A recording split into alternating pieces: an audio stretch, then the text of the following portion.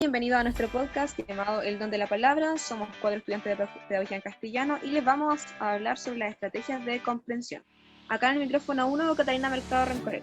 Acá en el micrófono 2, Javiera Montesinos. Aquí en el micrófono 3, Christopher Rus. Y en el micrófono 4, Carla Reyes. Bueno, como objetivo general, desarrollado como grupo, nos centramos en demostrar, describir y exponer de una manera explícita la importancia de conocer y aplicar las estrategias de comprensión, ya que son la guía para darle sentido a lo que estamos leyendo. Christopher, ¿qué son las estrategias de comprensión oral y escrita? Javiera, las estrategias de comprensión oral y escrita son habilidades que abordan las 4 destrezas de la lengua, es decir, hablar, leer, escuchar y escribir, y responden a la necesidad de analizar y entender correctamente lo que leemos o escuchamos, a través de macrohabilidades enseñadas al estudiante. Ante estas, todos tenemos experiencias distintas, así que Christopher, cuéntanos un poco, ¿cómo fue tu experiencia con las estrategias de comprensión? A lo largo de todos los años de toda mi formación académica, nunca había utilizado estrategias de comprensión lectora, y mucho menos de comprensión oral. Solo ocupaba de manera inconsciente la estrategia de los torpedos, además de escuchar los resúmenes comentados de mis compañeros y en ocasiones yo comentarles lo general del libro. Pero si me pedían hacerlo de manera consciente, no lograba desarrollar bien ninguna estrategia de comprensión oral o escrita. ¿Y cómo fue tu experiencia, Javi? Bueno, de cuando tengo uso de memoria, las letras de los libros y otros textos siempre me llamaron la atención, pero las lecturas del colegio nunca fueron de mi agrado.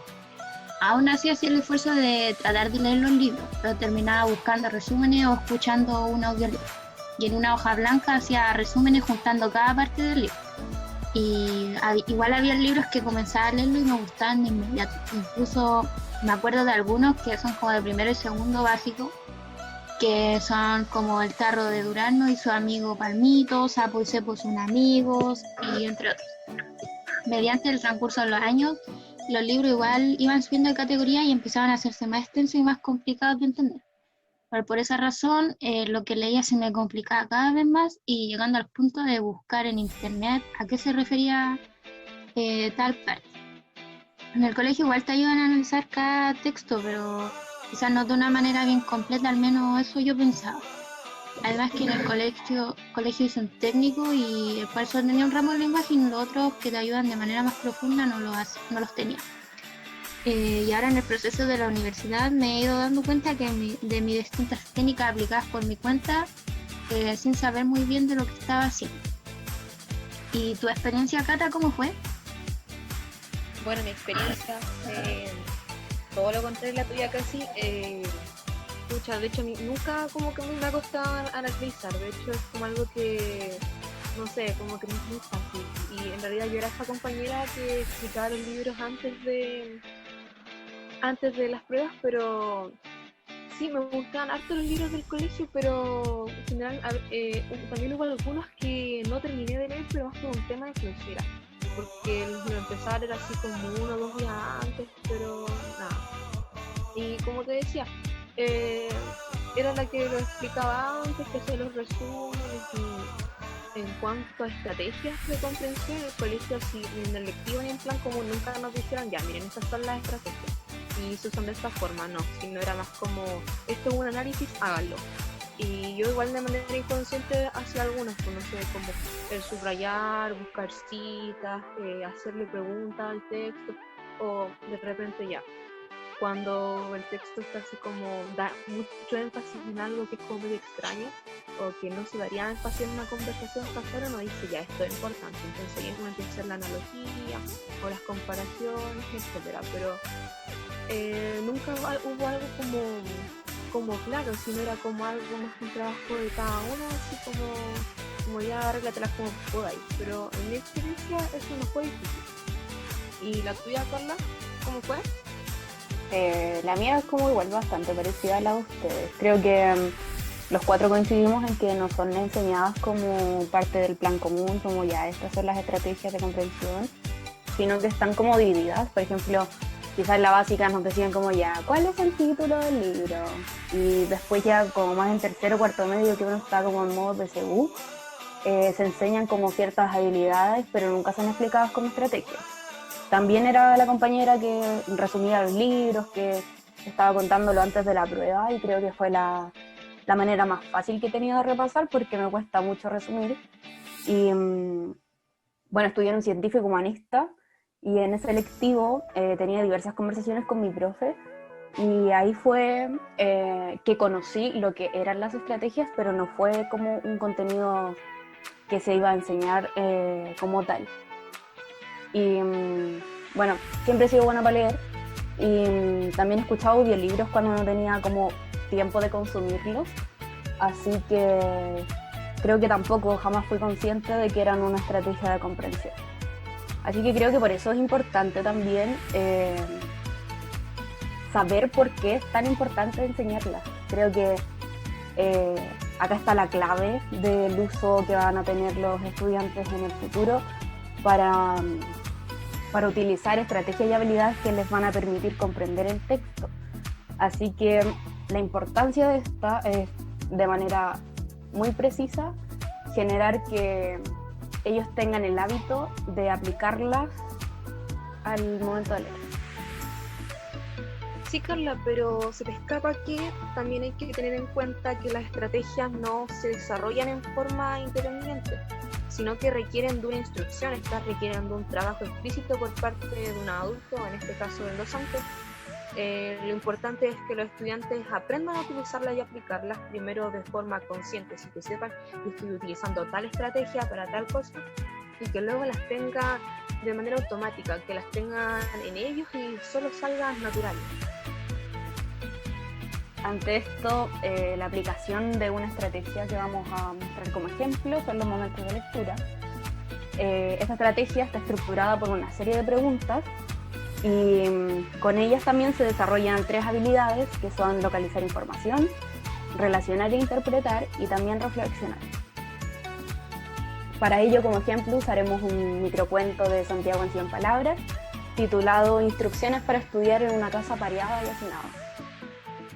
Bueno, en primer punto tenemos el título, que nos aporta la información que podemos reutilizarla para leer, para empezar antes de leer. También podemos utilizar desde el comienzo hasta el final para responder las preguntas durante la lectura. También podemos ver la localidad de la escritora, que nos permite hacer inferencias. Y así, después de la lectura, debemos considerar todos los puntos anteriores.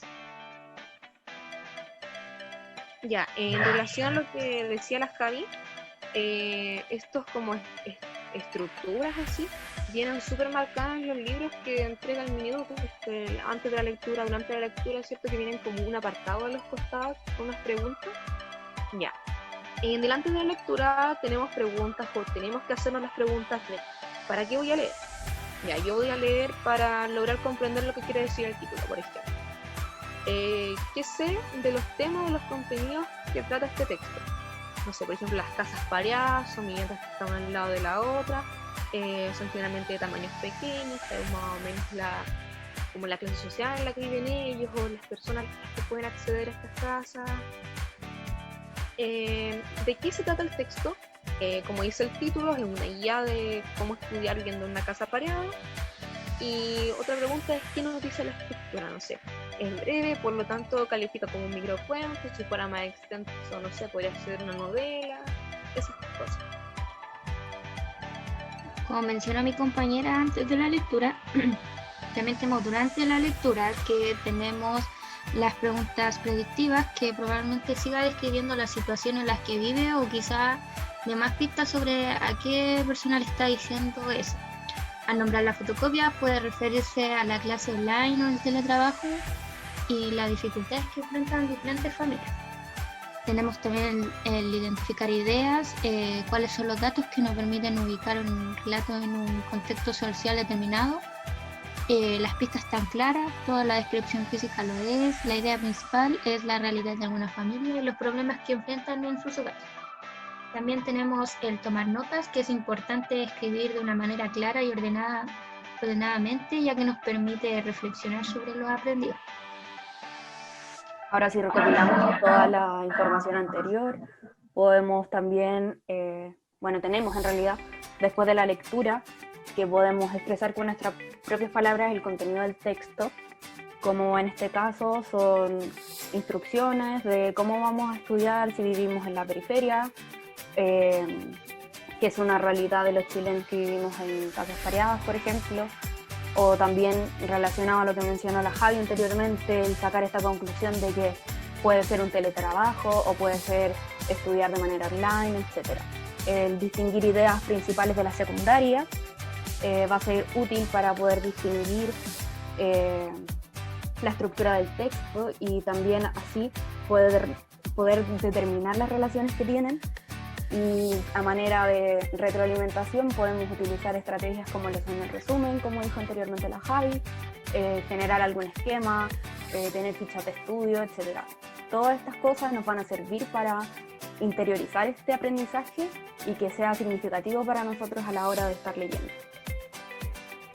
Complementando lo que dijo Carla, decidimos utilizar una cita que explica el proceso de aprendizaje de las estrategias de comprensión oral y escrita, que dice: la mayor parte de los estudios actuales sobre el aprendizaje escolar coinciden en señalar que aprender implica un proceso activo de integración y organización de la información, construcción de significados y control de la comprensión. Así, los estudiantes más capaces, con altos niveles de esfuerzo, concentración y persistencia, son probablemente los que desarrollan una comprensión más profunda del material de aprendizaje.